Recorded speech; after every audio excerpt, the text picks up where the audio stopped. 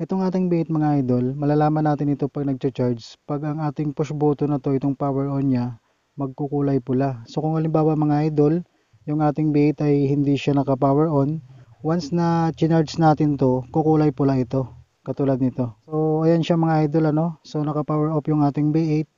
Ayan, naka-charge na yung ating B8 dyan. Ayan, may kulay pula na yung ating push button. So pag nagkulay green ito mga idol, ibig sabihin full charge na. So kung halimbawa naka-charge ang ating B8 na naka-power off, mapapalitan ito ng kulay green, patunay na full charge na yung ating B8.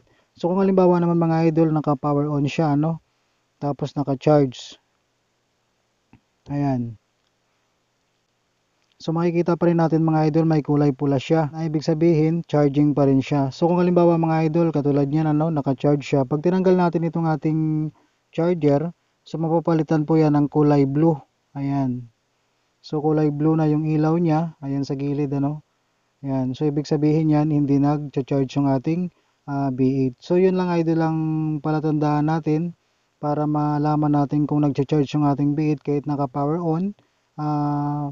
Itong push button niya, magkukulay pula po yan. So katulad niyan, hindi naka-charge, ayan, kulay blue yung ilaw niya. So ito mga idol, ipakita natin ulit na naka-charge siya.